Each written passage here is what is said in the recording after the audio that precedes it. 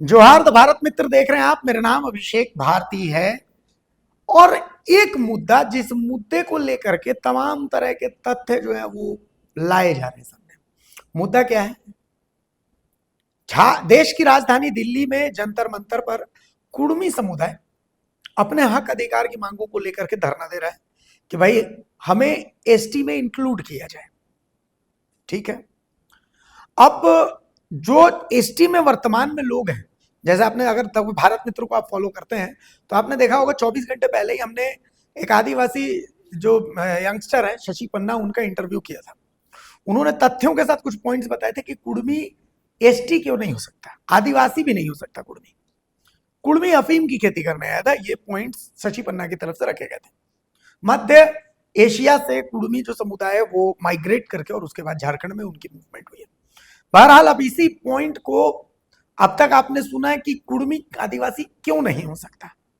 तो भाई मैं बहुत ढूंढ रहा था कि कोई ऐसा पढ़ा लिखा शख्स जो तथ्यों के साथ बात कर सके, ऐसा कोई मिले मुझे जो ये बताए कि नहीं कुर्मी आदिवासी तो है, एसटी भी है, दोनों के बीच अंतर है। तो मुझे संतोष महतो मिले।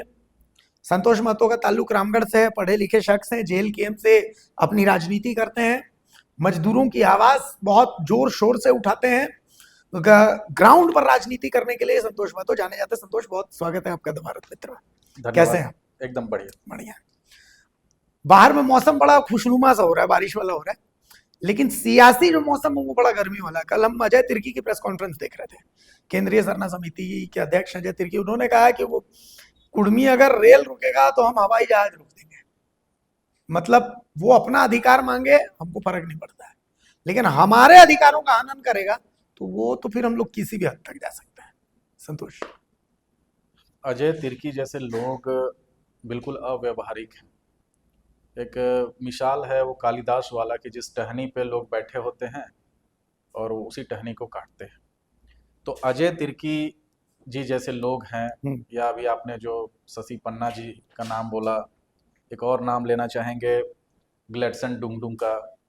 किताबें लिखते हैं और लिखने के लिए पढ़ना भी जरूरी होता है और अध्ययन करना भी जरूरी होता है और ईमानदारी से आपको लिखना होता है, क्योंकि मानव अस्तित्व में जो है लिखित चीज़ों का बहुत महत्व है। तो ग्लेडसन डुंगडुंग जी लिखते हैं, लेकिन जो बातें करते हैं वो बातों के आधार पे वो क्या लिखते होंगे उसका अंदाजा हमें हो जाता है।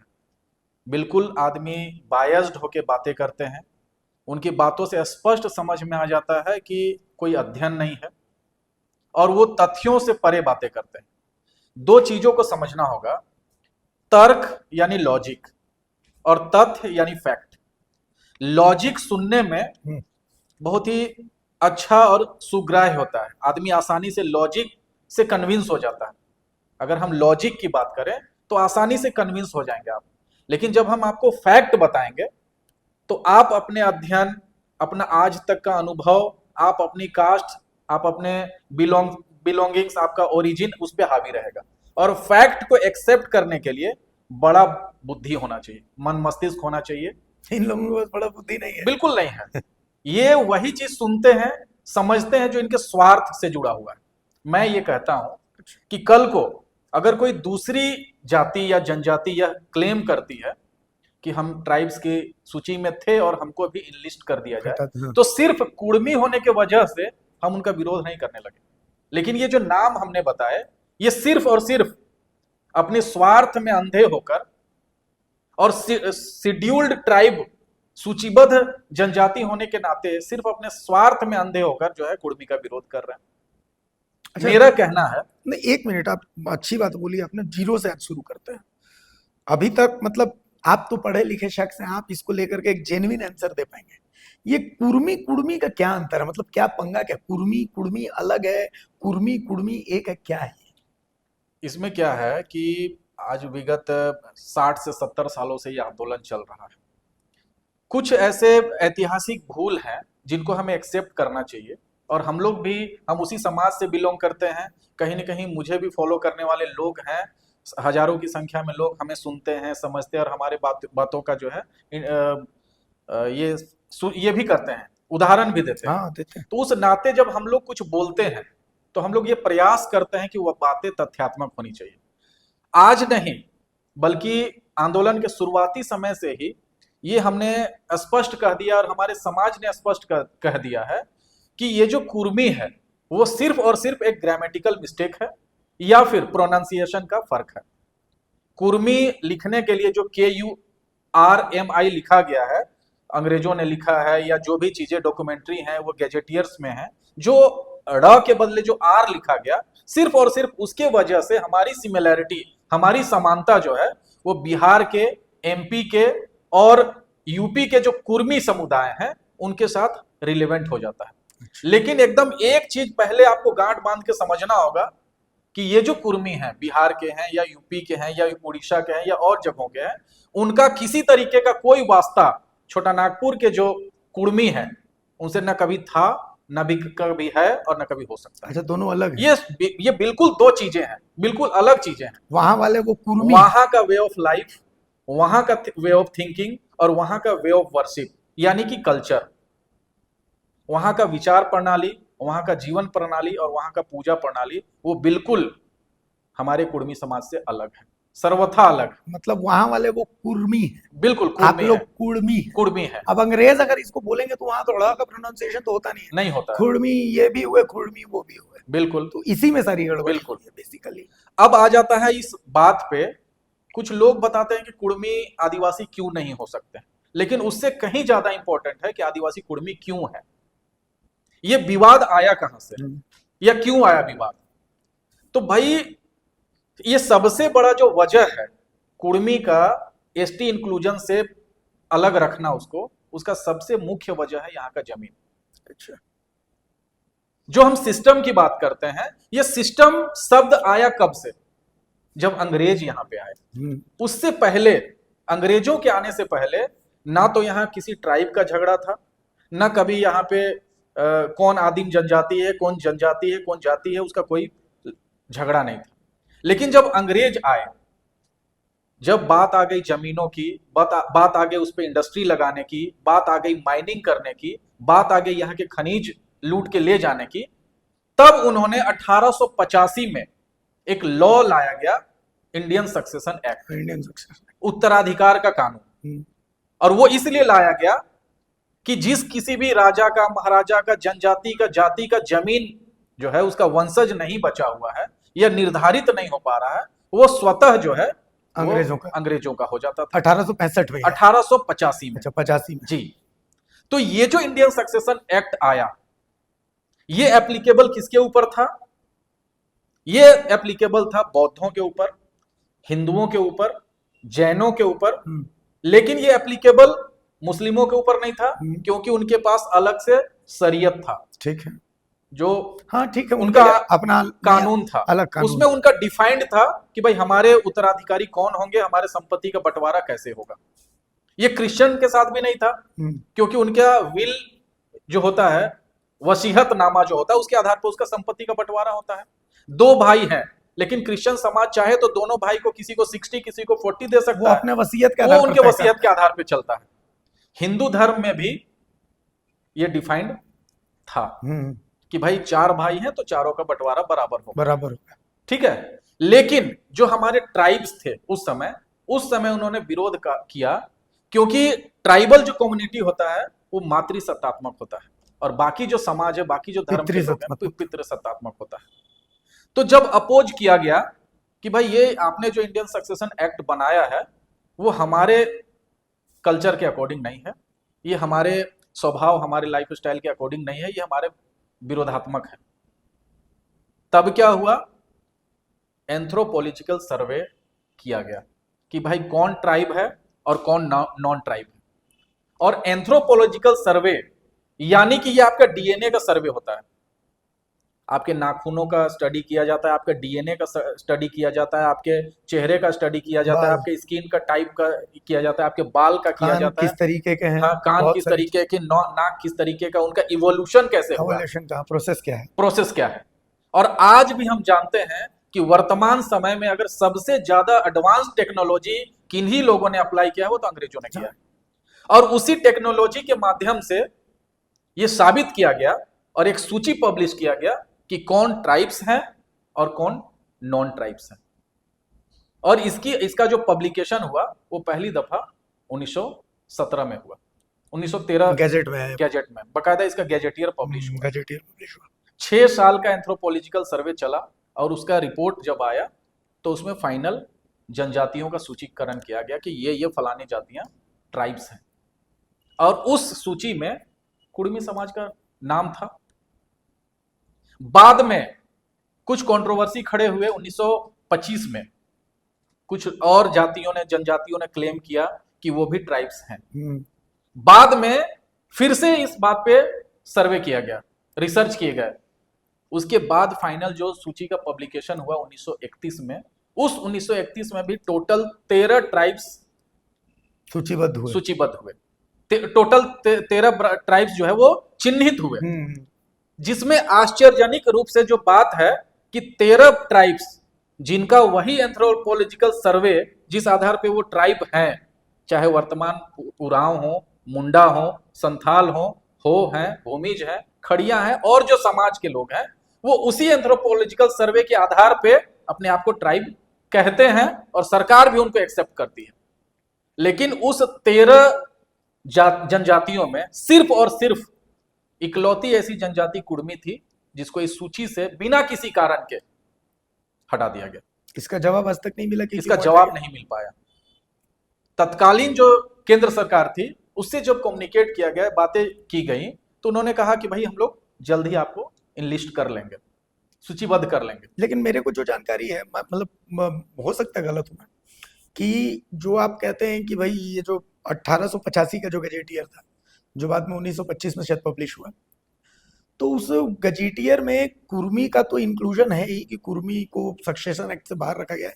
इसके अलावा जिनको नायक कहते हैं उनका भी नाम, घासी जिनको कहते हैं, तो उनको तो एसटी में भी इंक्लूड नहीं किया गया है। लेकिन बातें चल रही हैं, उनके भी समाज के लोग मांग कर रहे हैं। अच्छा। घटवाल का भी नाम घटवाल को भी, उनका भी चल रहा है। उसी में भोक्ता लोग भी थे, तो भोक्ता तो हो गए, डिक्लेयर हो गए। अब आप अगर पॉपुलेशन की भी बात करेंगे, दो भोक्ता समाज जो अभी एसटी इंक्लूजन में आ गए हैं, मुट्ठी भर हैं, जो उस 1917 के सेंसस में उनकी आबादी जो है वो 38,000 समथिंग कुछ थी, मैक्सिमम थी। और उस समय भी कुड़मी समाज का 85,000 से ज्यादा पॉपुलेशन दिखाया गया। अभी भी मुझे लगता है अगर पॉपुलेशन जनगणना हो जाए तो कुड़मी समाज झारखंड में संथाल और कुड़मी समाज के बीच में कंपटीशन रहेगा। सबसे दिलचस्प जो तथ्य है, वो सबसे दिलचस्प तथ्य ये है, इस राज्य का जो ट्राइबल स्टेटस है, वो राज्य का ट्राइबल स्टेटस सिर्फ और सिर्फ कुड़मी के बदौलत है। कैसे? आप पूछेंगे कैसे, तो उसका जवाब ये है कि अन्य सभी जनजातियों का अगर सामूहिक पॉपुलेशन काउंट किया जाए तो 22 से 23%, बहुत मुश्किल हुआ तो 23-24, 22 से 23% है। लेकिन निर्विवाद रूप से जो कुड़मी है वो 26% है। तो 26% और 22% मिलके ये 50% से ऊपर होते हैं, तब जाके इस राज्य का ट्राइबल स्टेटस है। अगर हम इनकी ही बातें मान लेते हैं कि भाई कुड़मी जनजाति नहीं है, तब इनकी आबादी कितनी है? 22% है, 23% है, 24% है। फिर ये ट्राइबल स्टेट कहां से हुआ? तो ये ट्राइबल स्टेट मतलब 5th शेड्यूल की हम बात कर रहे हैं। बिल्कुल। तो 5th शेड्यूल के लिए पॉपुलेशन क्या कोई मतलब, क्योंकि कल मेरी शशि पन्ना से इंटरव्यू में वो मेरे को आंकड़ा दिखा रहे थे, वो दिखा रहे थे कि 6th शेड्यूल के जहां तक सवाल है, 6th शेड्यूल 4 राज्यों में, और उन चारों राज्यों में जो ट्राइबल पॉपुलेशन वो 50% से कम है।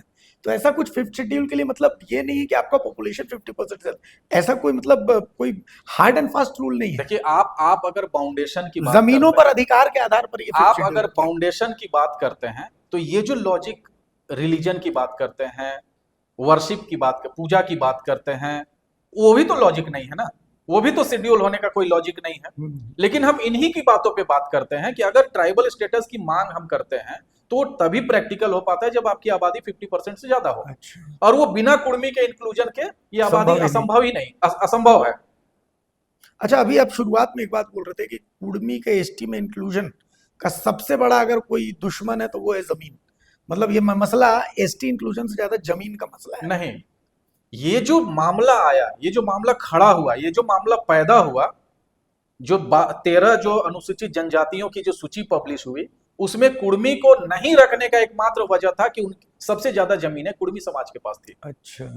और उनकी जमीनों का दोहन करने के लिए, उनका जमीनों को अधिग्रहण करने के लिए सबसे बड़ा जो बाधक था वो ट्राइबल स्टेटस था। अगर हमारा ट्राइबल इंक्लूजन होता तो इतनी आसानी से कुर्मियों की जमीन लूटी नहीं जा सकती हाँ, थी। क्योंकि एक बात तो हमने देखी कि कोयला निकलता है धन मतलब कोयलांचल में, तो कोयलांचल में सबसे ज्यादा जनसंख्या कुर्मियों की है ना। इसके अलावा आप देखिएगा कि सारंडा के जंगलों में अगर निकलता है तो सारंडा के जंगलों में जिन जगहों पर आयरन और निकलता है, बाकी चीजें जो भी मिनरल्स निकलती है, वहां पर अच्छी खासी जनसंख्या कुर्मियों की हो जाती है। देखिए, जब जब ये जो एंथ्रोपोलॉजिकल सर्वे चल रहे थे, तो वो सर्वे में ये सारी बातें आई कि जहां कहीं पे भी खनिज है, जहां कहीं पे भी जो गवर्नमेंट है उसको लाभ हो सकता है, वो जमीनें कुर्मी के कुर्मियों के पास। पास में है।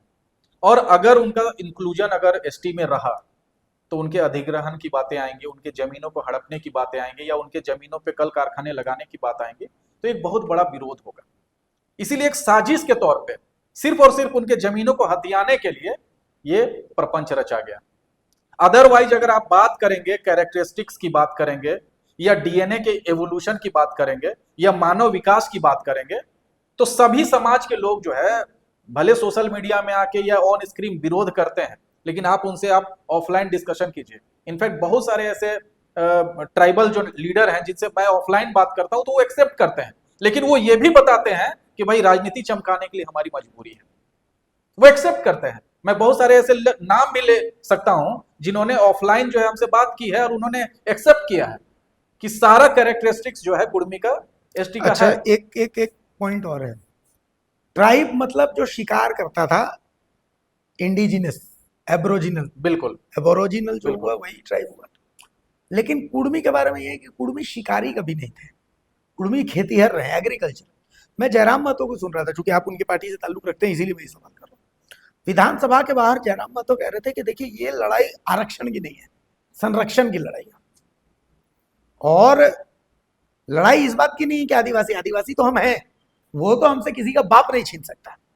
हम डिमांड ये कर रहे हैं कि भाई या तो कोई स्पेशल प्रोविजन किया जाए, हम लोगों को एग्रीकल्चरल ट्राइब है इस तरीके का कुछ, तो इस तरीके का भी कोई प्रावधान आप लोगों को के चलेगा। देखिए, सबसे पहले बात करेंगे कि जो पुरातन चीजें हैं उसका कोई एक फिक्स पैरामीटर नहीं, कहीं पे भी ट्राइब्स होने का कोई एक डेफिनेशन डेफिनेशन नहीं है कि भाई ये फॉलो अगर करेंगे तो ही आप ट्राइब हैं। उसका सबसे बेसिक चीज है evolution, evolution of human being, कि भाई पुराना डीएनए किनके पास है, कौन पुरानी जनजातियां जो है वो पृथ्वी पे वो डीएनए टेस्ट सही अस्तित्व में आई थी, वो डीएनए ही है, जो उनका आनुवांशिकी है वो है।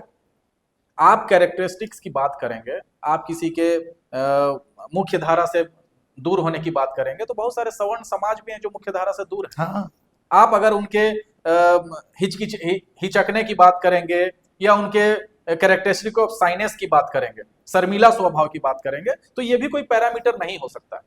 जो मेन चीजें हैं वो डीएनए है, इवोल्यूशन है, और उस डीएनए और उस इवोल्यूशन के आधार पे कुर्मी जनजाति है। बहुत सारे लोग बताते हैं कि भाई हमारी पूजा पद्धति अलग है। पूरे भारत में आप सर्वे करेंगे तो आपको ये समझ में आएगा कि बहुत सारे ऐसे जनजातियां हैं जो इस्लाम धर्म अपना के की हुई है, बहुत सारे लोग हैं जो हिंदू धर्म अपनाए हुए हैं। झारखंड में दुनिया मुसलमान जो है वो सीएनटी के दर्जे में आता है ऑब्वियसली, और वो एसटी में आता है। बिल्कुल, उनकी भी मांगे हैं, लेकिन मेरा कहना है कि जो तथ्य है वो तथ्य आपको एक्सेप्ट करना होगा। ठीक है, आप आदिवासी चेहरा हैं, वोट मैटर करता है, वोटों का पोलराइजेशन मैटर करता है, आप जिस जिस विधानसभा क्षेत्र से बिलोंग करते हैं वहां आपकी राजनीतिक महत्वाकांक्षा है, लेकिन उस महत्वाकांक्षा को जस्टिफाई करने के लिए आप राज्य के सबसे बड़ी आबादी के साथ धोखा कर रहे हैं, ये कहां से ठीक है। एक सवाल और है, मतलब कुछ पॉइंट्स आते हैं, राढ़ सभ्यता की बात आती है, क्या है ये राढ़ सभ्यता, क्या है? राढ़ सभ्यता जो है वो यहाँ की सबसे पुरातन सभ्यता है। अभी तक जो खोजा गया है, मानव शास्त्री जितने लोग अभी तक रिसर्च किए हैं, चाहे देश में चाहे विदेशों में, लेकिन अभी भी जो अनटच्ड चीजें हैं, जो अनसंग सागा है, जो अभी तक खोजा नहीं गया है, या जिसके प्रमाण कम है, उस आधार पे जो हमारे लोग रिसर्च कर रहे हैं, जो नई चीजें निकल के आ रही हैं, उस आधार पे ये आता है कि ये जो छोटा नागपुर का पूरा बेल्ट है, ये पूरे बेल्ट में विश्व की सबसे प्राचीनतम जनजाति निवास करती रही है, और उस सभ्यता का नाम राढ़ सभ्यता है। और राढ़ सभ्यता के सबसे पुराने जो शुरुआती दौर के लोग हैं वो कुड़मी जनजाति के लोग। तो हम चूंकि हम पढ़ते हैं कि भाई सिंधु घाटी सभ्यता सबसे पुरानी थी, और उसके बाद हड़प्पा थी, मेसोपोटामिया थी, ये इन सभ्यताओं के बारे में तो राढ़ के बारे में मतलब किताबों में कहीं लिखा कि नहीं है? किताबों में नहीं लिखा गया है, लेकिन बहुत सारे ऐसी प्राचीन लिपियों का भी हमारे जो एक्सपर्ट हैं, जो हमारे इन मामलों के विशेषज्ञ लोग हैं, ऐसी ऐसी लिपियों का भी वो लोग खोज कर रहे हैं। ऐसे ऐसे मतलब जो लाइफ स्टाइल की बातें हैं, जो वे मतलब कल्चर और सिविलाइजेशन, जो दो चीजें मिलाकर ही सभ्यता का कोई भी डेफिनेशन या कोई भी रिसर्च सामने आता है। तो कल्चर और सिविलाइजेशन दोनों की अगर बात करते हैं, तो सबसे पुरानी कल्चर और सबसे पुराना जो सिविलाइजेशन है वो राढ़ सभ्यता है, लेकिन इसके बहुत कम साक्ष्य हैं, उन पे लगातार रिसर्च जारी। राढ़ सभ्यता जी। के बारे में 20 तारीख को रेल टेका है, तो मतलब आप लोग हिस्सा ले रहे हैं रेल टेका में हर हाल में? हमारे पार्टी के अध्यक्ष माननीय टाइगर जयराम महतो जी ने भी घोषणा किया हुआ है। अजीत महतोदा से भी बात हुई है, हमारे समाज के प्रमुख अगुवाओं में एक हैं, उनसे भी बात हुई है। और हमने सार्वजनिक रूप से हर एक मंचों पे पार्टी के तौर पे हमने ये स्पष्ट कहा है कि झारखंड की सबसे बड़ी आबादी की यह जो जायज मांग है, उसका हम लोग हर मंच से समर्थन करते हैं। और 20 सितंबर को जो रेल टेका है, उसमें हम लोग as a party, as a political party हम लोग इस आंदोलन का समर्थन करेंगे। और अलग अलग स्टेशन पे जहाँ जहाँ कहीं भी हमारे समाज के अगुआ जिम्मेदारी देंगे, वहां हम लोग जाएंगे और इस बंद को प्रभावी बनाने का काम करेंगे। ये झारखंड में भी जो चल रहा है, खास करके जिस तरीके से कुछ महिलाओं ने आपकी पार्टी के खिलाफ मोर्चा खोल रखा है, और एक निशा भगत कितना अनकंफर्टेबल कर रही है आपको या आपकी पार्टी को? देखिए, कहीं कोई अनकंफर्टेबल जैसी बातें नहीं है भाई। जो लोग एहसान फरामोश हैं, जिनके ऊपर पार्टी ने जरूरत से ज्यादा मेहरबानी किया, उनको उनका एहसान मानने की जगह जिस थाली में वो खा रहे हैं, उसी थाली को छेद करने का कोशिश कर रहे हैं। तो सिर्फ हमारी पार्टी नहीं, बल्कि झारखंड में जितने पार्टियां हैं, वो भी चिन्हित कर रही हैं कि कौन से दोहरे चरित्र के लोग झारखंड में हैं, जो अपने स्वार्थ के कारण, जिन लोगों ने उनके ऊपर मेहरबानियां की, जिन लोगों ने उनको गुमनामी से बाहर निकाल के एक चेहरा बनाया, उन लोगों के खिलाफ आप अनर्गल बयानबाजी करते हैं। तो ये कोई भी राजनीतिक जो प्लेटफॉर्म है, वो आपको मौका देने से पहले सोचेगा। आप अपने पैर पे कुल्हाड़ी मार रहे हैं। अगर आप जेल कैंप के ऊपर सवाल उठाते हैं, आप अगर संतोष महतो के ऊपर सवाल उठाते हैं, आप अगर टाइगर जयराम महतो के ऊपर सवाल उठाते हैं, तो ये वर्तमान समय में झारखंड के सबसे बड़े जो जननायक हैं टाइगर जयराम महतो, और उनकी जो नीति सिद्धांत है, उनके जो पार्टी का उद्भव और विकास है, उस पर आप सवाल उठाते हैं। और ये पूरे झारखंड की जनता देख रही है। आप लोग बिल्कुल इससे फर्क नहीं पड़ता किसी तरीके का कोई फर्क नहीं पड़ता है, क्योंकि जनता को पता है कि किसने क्या किया। एक ऐसे प्लेटफॉर्म पे जहां टिकट पाने के लिए या चुनाव लड़ने के लिए एक लंबा संघर्ष देखा जाता है, वहां आप आते हैं और कुछ महीनों में आपको सारा कुछ मिलता है। आपके ऊपर भरोसा जताया जाता है पार्टी के टॉप लाइन द्वारा, और आप अगर उनके खिलाफ बयानबाजी करते हैं, तो झारखंड की जनता मतलब अब इतनी भी बेवकूफ नहीं कि वो जाति आधारित आपकी राजनीति को या किसी एजेंडे के आधार पे इस तरीके के बयानबाजी को समझ नहीं पा रही है। तो ये तो आप लोगों पर भी आरोप लग रहा है कि आप लोग कुर्मी की राजनीति कर रहे हैं, जेल के हम कुर्मियों की पार्टी है। हमने अभी थोड़ी देर पहले कहा कि तथ्यों के आधार पे अगर किसी जन समुदाय का कोई मांग है, तो हम उसको मानते हैं, स्वीकार करते हैं। ये सिर्फ कुर्मी की बात नहीं। हमने पार्टी के प्रारंभिक दौर से ही कहा है कि कुर्मी का ये आंदोलन है, ये तथ्यों पे आधारित है। उनके पास सफिशिएंट डॉक्यूमेंट्स हैं, उनके पास सफिशिएंट एविडेंस हैं, जिस आधार पे उनकी मांग जायज है। और हर एक प्लेटफॉर्म पे उन्होंने पार्टी आलाकमान को जस्टिफाई किया है, संतुष्ट हुए हैं, तब जाके हम इस मांग का समर्थन करते हैं। अभी सोशल मीडिया पे मैं देख रहा था, कई लोग ऐसे मतलब आह्वान कर रहे हैं कि पहले माटी फिर पार्टी, इस तरीके की चीजें चल रही। तो अभी मैंने देखा आजसू भी अभी मतलब नहीं कुर्मी रेल टेका का हम भी समर्थन करते हैं। अब जेल के हम तो खैर समर्थन कर ही रहा, हरी झंडी दिखा दी। राजू महतो तो उसी बस में बैठ करके जिसको जयराम हरी झंडी दिखाते हैं दिल्ली तक पहुंच गए। तो क्या मतलब एक मंच पर अगर इस मुद्दे को लेकर के आना पड़े, तो कोई इसमें जद्दोजहद, कोई कोताही तो नहीं होगी आप लोगों की तरफ से?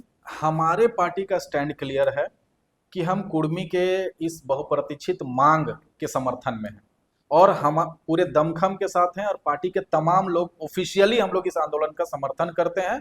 और जब 20 सितंबर को ये आह्वान हुआ है रेल टेका का, उस दिन हम लोग सड़क पे उतरेंगे भी। दूसरी पार्टियों का क्या स्टैंड है, क्योंकि दूसरी पार्टियां जो यहाँ एग्जिस्ट करती हैं, जो झारखंड नामधारी पार्टियां हैं, वो क्या है, चुनाव से पहले और चुनाव के बाद उनका चाल चरित्र बदल जाता है। ये झारखंड की जनता अब तक देखती आई। जब वो प्रमुख ओहदों पे थे, जब वो निर्णायक भूमिका निभा सकते थे झारखंड के विकास के लिए, कुर्मी जनजाति के साथ न्याय करने के लिए, उस समय उन्होंने दोहरे मापदंड अपनाए, दोहरा चाल चरित्र दिखाया। और अब जब चुनाव में उनको शिकस्त खानी पड़ी है, तब अगर वो समर्थन में आ रहे तो ये उनका स्टैंड है। लेकिन हमारी पार्टी का स्टैंड क्लियर था और है और हमेशा रहे। मतलब ये तथ्यों के आधार पर आप लोग तथ्यों के आधार पे। ऐसा कुछ नहीं है कि जेल के हम कुर्मियों की पार्टी देखिए, लोग क्या है कि भावनावश बातें करते हैं। चलो भाई, कोई एक ऐसा मुद्दा है जो किसी बड़ी आबादी को प्रभावित करता है और वो हमारा वोट में कन्वर्जन हो सकते हैं, तो लोग उसका समर्थन करते हैं। लेकिन ये जो कुर्मी का एसटी इंक्लूजन का मांग है, ये तथ्यों के आधार पे है और इस पे इसका किसी तरीके का वोट के पोलराइजेशन के मामले में कोई रिश्ता नहीं है। चलिए, बहुत अच्छा लगा, आपने तथ्यों के साथ बात की, बहुत अच्छा। मतलब मैंने आज पहली बार देखा कि जेल कैंप में एक ऐसा, जयराम महतो के बाद एक ऐसा नेता है जो तथ्यों के आधार पर बात करता है। तो बहुत अच्छा लगा। मेरा सजेशन आपको ये है कि आप, और खास करके जेल कैंप पार्टी को ये सुझाव है कि संतोष महतो मीडिया के सामने ज्यादा से ज्यादा है, क्योंकि आप जैसे तथ्यों पर बात करने वाले लोगों की कम से कम झारखंड को जरूरत है। तो बहुत शुक्रिया संतोष कि आपने अपना समय दिया और हमने तथ्यों पर तथ्यपरक बात की। मैंने जो सवाल पूछे कम से कम उनके आपने वैसे जवाब दिए जो तथ्य आधारित है। अब देखते हैं जनता इसको किस तरीके से लेती है। और अभिषेक दा, आपके चैनल के माध्यम से बस 2 लाइन का अपील भी मैं आम जनता के लिए करना चाहता हूँ, जो झारखंड का भला चाहते हैं, जो यहाँ के सबसे बड़ी आबादी का भला चाहते हैं और झारखंड का उत्तरोत्तर विकास चाहते हैं, और साथ ही साथ वैसे लोगों को जो कुर्मी के एसटी इंक्लूजन के मामले में कुछ भी अनर्गल बयानबाजी करते हैं, तो अगर उनको कुछ डॉक्यूमेंट्स चाहिए, कुछ गैजेटियर्स चाहिए या कुछ लिखित साक्ष्य चाहिए कि एसटी का इंक्लूजन का जो हमारा आंदोलन है वो किस आधार पर है, उसका क्या ग्राउंड है, तो वो दस्तावेज भी मैं उपलब्ध करा सकता हूँ। वो मेरा व्यक्तिगत नंबर पे संपर्क भी कर सकते हैं। चलिए, बहुत शुक्रिया। तो ये संतोष महतो थे, तथ्यों के आधार पर हमने बात की। आपको क्या लगता है, संतोष महतो द्वारा दिए गए तथ्यों से आप किस हद तक सहमत हैं? और अगर नहीं है, असहमत है, चूंकि लोकतंत्र है, लोकतंत्र में असहमति ज्यादा महत्वपूर्ण होती है, तो अगर असहमत है तो भी आप हमें कमेंट्स में बता सकते हैं कि आपकी असहमति कौन से तथ्य पर है, कौन से लॉजिक पर है। हम कोशिश करेंगे कि फिर से हम संतोष से जुड़े या फिर इस समाज के अन्य जो अगुआ है उनसे भी जुड़े, ताकि उन तथ्यों को लेकर के क्या कुछ और विषय पर बातचीत हो सकती है वो हम आगे आपके सामने लाते रहेंगे। फिलहाल मुझे और संतोष को इजाजत दीजिए। नमस्कार, जोहार।